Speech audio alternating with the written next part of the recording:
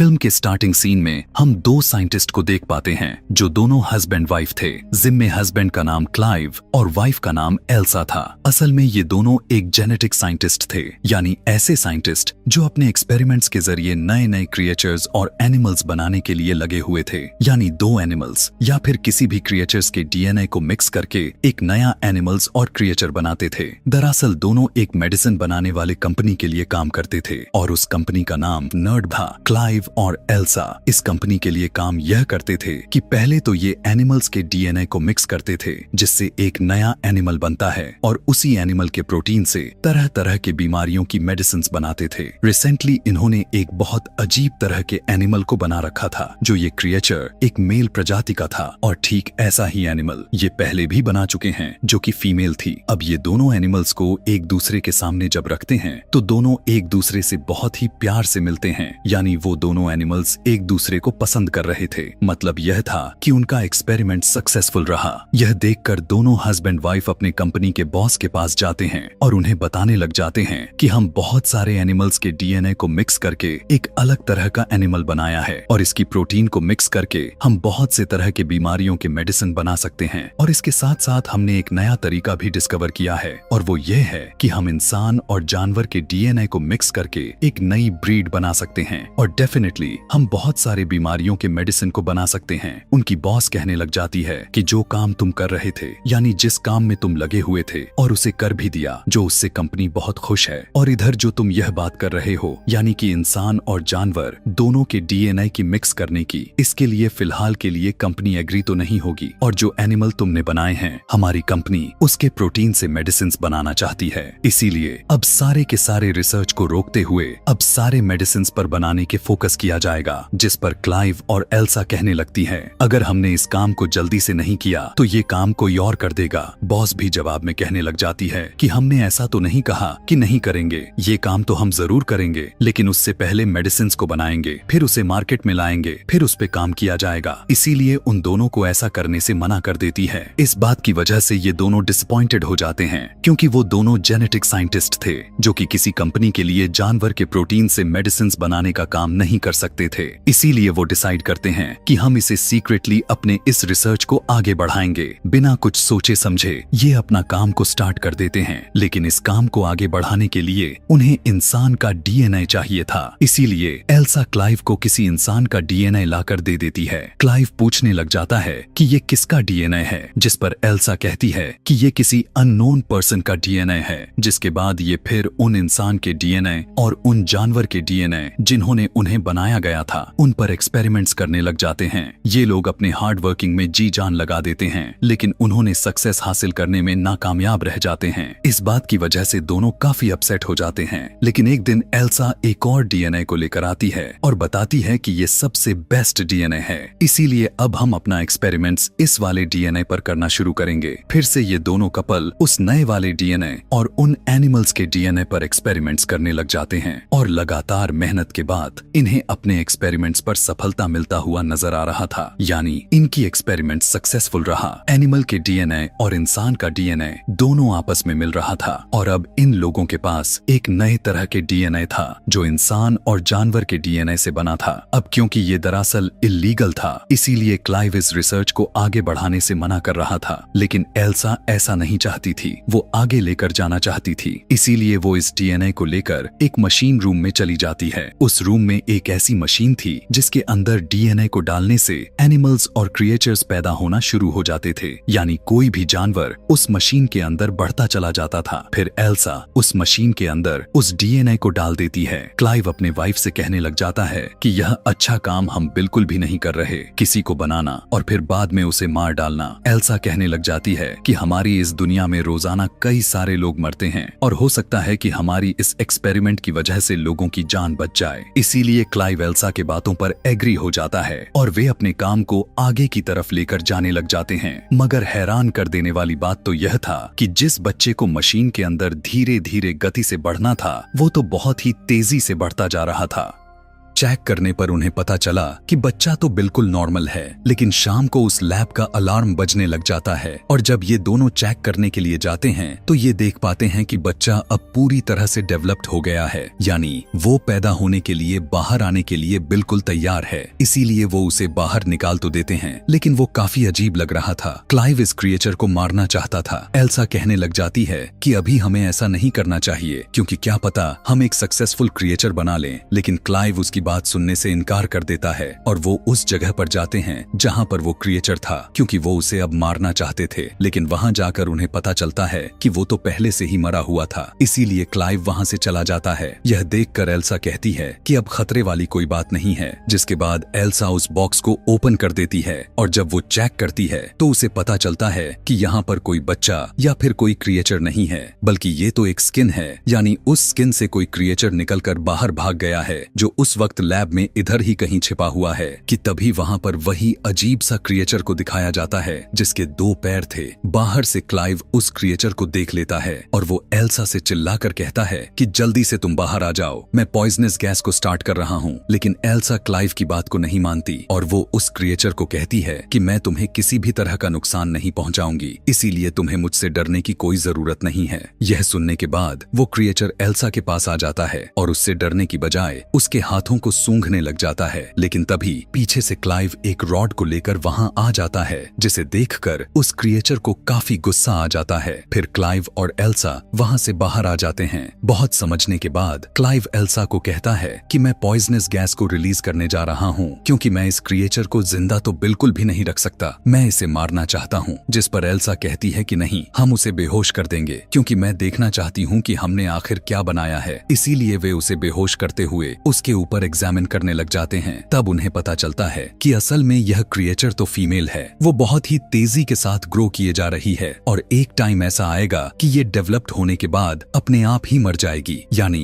इसका life cycle बहुत ही छोटा है। फिर धीरे धीरे करते हुए ये क्रिएचर बड़ा होता जा रहा था, डेवलप होता जा रहा था। उसकी हाथ पैर निकलने लग जाते हैं, उसका दिमाग भी तैयार हो जाता है। यहाँ पर एल्सा भी उससे इमोशनली कनेक्ट होती जा रही थी। वो उसे खाना खिलाती थी, तरह तरह के एक्टिविटीज सिखाती रहती थी। एक दिन एल्सा उस क्रिएचर को बहुत सारे अल्फाबेट्स देती है और उसे कहती है कि इन सारे के सारे अल्फाबेट्स को ऐसे अरेंज करो कि मेरा नाम बन जाए। लेकिन वो क्रिएचर सिर्फ नर्ड बना देती है, जो कि इस कंपनी का भी नाम था, क्योंकि उसने एल्सा के शर्ट पर उसी स्पेलिंग को देखी थी। यह देखने के बाद तो एल्सा काफी खुश हो जाती है, क्योंकि वो अब चीजों को पिक कर पा रही थी। तभी वहाँ पर क्लाइव आ जाता है, जो उस क्रिएचर को बिल्कुल भी पसंद नहीं करता था। वो कहता है कि इस क्रिएचर को बाहर किसने निकाला, अंदर रखो जल्दी से, और इसकी दुम भी कवर करके रखो। असल में उस क्रिएचर की एक काफी लंबी दुम थी। एल्सा क्लाइव से कहने लग जाती है कि इसे जानवर मत कहो। क्लाइव कहता है तो आखिर मैं इसे क्या कहूँ? तो एल्सा कहती है कि तुम इसे ड्रेन कहो, क्योंकि इसने अभी अल्फाबेट से NERD नर्ड लिखा है, जिसे उल्टा करके ड्रेन बनाता है। और फिर क्लाइव का भाई भी ड्रेन को देख लेता है और उसे ड्रेन को सारी की सारी रियलिटी के बारे में पता चल जाता है। अब क्योंकि वो वहाँ पर ड्रेन को नहीं रख सकते थे, इसीलिए वो उसे एक फार्म हाउस भेज देते हैं। और अब वो टाइम आ जाता है जब क्लाइव और एल्सा ने कंपनी के ओनर को प्रेजेंटेशन देनी थी उन क्रिएचर्स के बारे में जो उन्होंने पहले बना रखे थे। और जब वो प्रेजेंटेशन देने के लिए उन दोनों क्रिएचर्स को कंपनी के ओनर के सामने लेकर आते हैं, तो वो अचानक से वो दोनों क्रिएचर एक दूसरे से लड़ने लग जाते हैं, जिसके कारण दोनों के वहीं मौत हो जाती है। इसी को लेकर वो सभी काफी डिसपॉइंटेड हो जाते हैं। फिर वो दोनों क्रिएचर्स के लड़ने का रीजन ढूंढने लग जाते हैं। तब उन्हें यह पता चलता है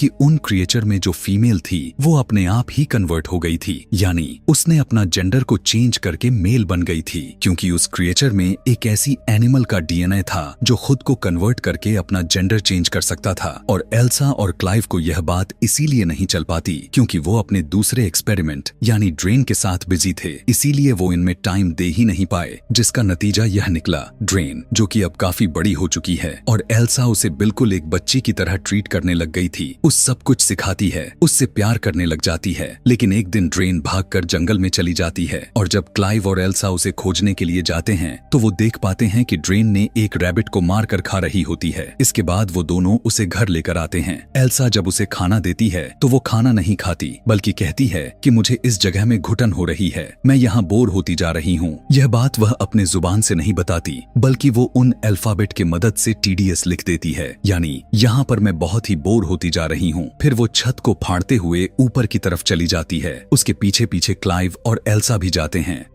वो देख पाते हैं कि ड्रेन के तो विंग्स निकल पड़े हैं और वो अभी उड़ने ही वाली थी कि क्लाइव उसे कहता है कि रुको, हम तुमसे प्यार करते हैं, हमें तुम्हारी जरूरत है, हम तुम्हें अपने पास रखेंगे। यह सुनते ही ड्रेन के विंग्स वापस उसके बॉडी के अंदर चले जाते हैं। ड्रेन का दिमाग अब पहले से काफी अच्छी ग्रो कर गया था। वो चीजों को अंडरस्टैंड करने लग गई थी, अच्छे बुरे को समझने लग गई थी। एक दिन ड्रेन को एक बिल्ली मिलती है, लेकिन एल्सा उससे वो बिल्ली छीन लेती है, क्योंकि एल्सा को डर था कि उस रात रैबिट की तरह ही ड्रेन उस बिल्ली को भी न मार दे। फिर धीरे धीरे हम हैरान कर देने वाले एक चीज देख पाते हैं, और वो यह था कि ड्रेन को क्लाइव अच्छा लगने लग गया था, जिससे क्लाइव को एहसास हो जाता है कि ड्रेन के अंदर के इंसान का डीएनए उन दोनों ने ही डाला था, और वो किसी और का नहीं बल्कि खुद एल्सा का ही था। इस बात से क्लाइव एल्सा से नाराज हो जाता है। वो उसे कहने लगता है कि तुमने अच्छा नहीं किया, तुम्हें ऐसा तो हरगिज नहीं करना चाहिए था। अब धीरे धीरे एल्सा का प्यार ड्रेन के लिए खत्म होता जा रहा था। एल्सा वो बिल्ली ड्रेन को दे देती है। ड्रेन को पूंछ के अंदर नुकीली चीज निकली हुई थी, इसीलिए नोकदार अपने नुकीली पूंछ को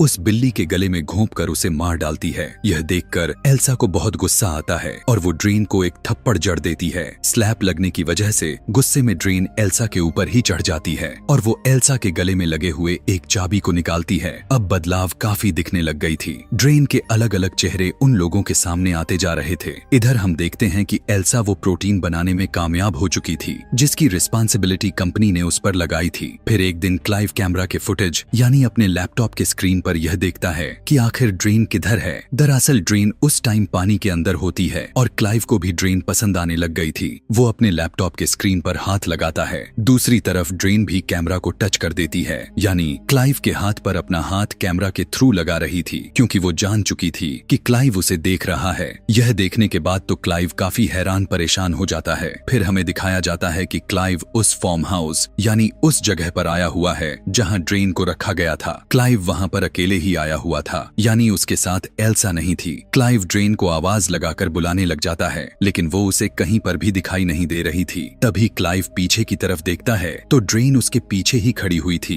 कि तभी ड्रेन क्लाइव के पास आकर इशारों में कहने लग जाती है कि तुम मुझे अच्छे लगते हो, जिस पर क्लाइव कहता है कि नहीं, यह बुरी बात है। लेकिन अजीब बात तो यह था क्योंकि क्लाइव को भी ड्रेन अच्छी लगने लग गई थी, इसीलिए वो भी अपने फीलिंग्स पर कंट्रोल नहीं कर पाता। लेकिन तभी उसी वक्त वहां पर एल्सा आ जाती है। वो जब उन दोनों को साथ देखती है तो उसे बहुत ही बुरा फील होता है, इसीलिए वो नाराज होकर वहां से चली जाती है। अब क्योंकि ड्रेन के पूंछ में इतना बड़ा नेल था, यानी वो उस बिल्ली की तरह किसी के लिए भी खतरा हो सकता था, इसीलिए एल्सा उसकी दुम को काट देती है। इस बात को लेकर एल्सा बहुत ज्यादा उदास भी हो गई थी और यहाँ पर उन दोनों को अपनी गलती का एहसास भी होता है कि उन्हें यह क्रिएचर तो बिल्कुल भी नहीं बनाना चाहिए था। एल्सा कहती है कि जो प्रोटीन कंपनी को चाहिए थे वो मैं बना चुकी हूँ और वो ड्रेन के अंदर है और वो बहुत ही ज्यादा है, इसीलिए अब वो दोनों यह डिसाइड करते हैं कि वो दोनों ड्रेन को मार डालेंगे।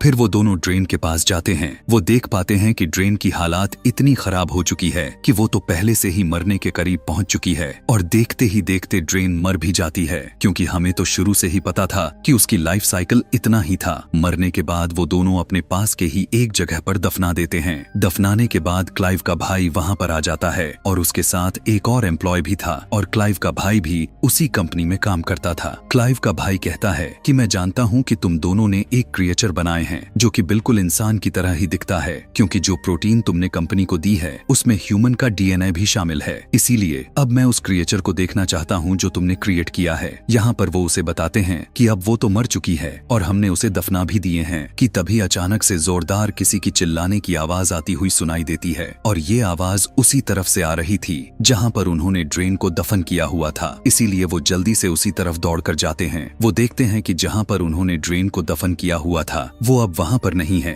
बल्कि वो तो ऊपर छत पर खड़ी हुई देख रही थी, यानी वो दोबारा से जिंदा हो गई थी और इस बार वो पावरफुल होने के साथ साथ खतरनाक भी दिख रही थी। उसके विंग्स भी बाहर आ चुके थे, यहाँ तक कि उसके दुम अपने आप फिर से जनरेट हो चुके थे कि तभी वो उन लोगों पर अटैक करने लग जाती है और वो क्लाइव के भाई के साथ जो उसके साथ एम्प्लॉय आया हुआ था उन दोनों को बहुत ही दर्दनाक मौत देती है और इसी के दौरान क्लाइव बेहोश हो जाता है कि तभी उसी वक्त ड्रेन एल्सा के पास आ जाती है। और उसे पकड़ लेती है। यहाँ पर हमें यह पता चलता है कि असल में ड्रेन ने भी अपना जेंडर को चेंज कर लिया था, क्योंकि उसके अंदर उसी एनिमल का डीएनए था जो खुद को कन्वर्ट कर सकते थे, अपना जेंडर को आसानी से चेंज कर सकते थे, और अब वो मेल बन गई। इसीलिए वो अब एल्सा के पास आ गई। लेकिन तभी उसी टाइम पीछे से क्लाइव आकर लकड़ी के एक टुकड़े को ड्रेन के अंदर घुसा देता है, जिससे ड्रेन इंजर्ड हो जाता है। इसीलिए एल्सा को छोड़ देता है, लेकिन अपने शरीर से घुसे हुए लकड़ी को निकालकर क्लाइव पर अटैक कर देती है कि तभी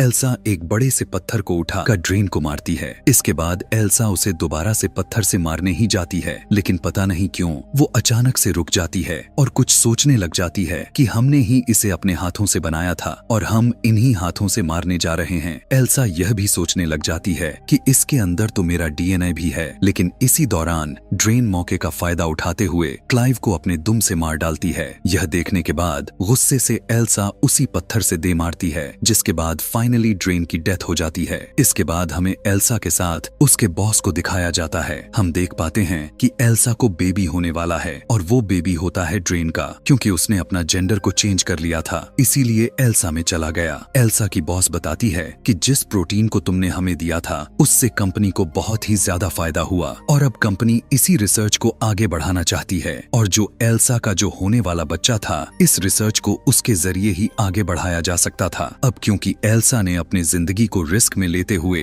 अपने हस्बैंड को खोकर इस कंपनी के लिए बहुत ही ज्यादा मेहनत की थी, इसीलिए कंपनी एल्सा को काफी ज्यादा अमाउंट दे देती है। अब क्योंकि जैसा कि हमें पता है कि एल्सा एक जेनेटिक साइंटिस्ट थी, इसीलिए वो ना चाहते हुए भी इस रिसर्च को आगे की तरफ लेकर जाना चाहती थी, और इसी के साथ ही यह कहानी भी यहीं पर खत्म हो जाता है। इसी तरह के और भी मूवी एक्सप्लेनेशन वीडियोस देखने के लिए कमेंट में नेक्स्ट लिखना ना भूलें। Thanks for watching.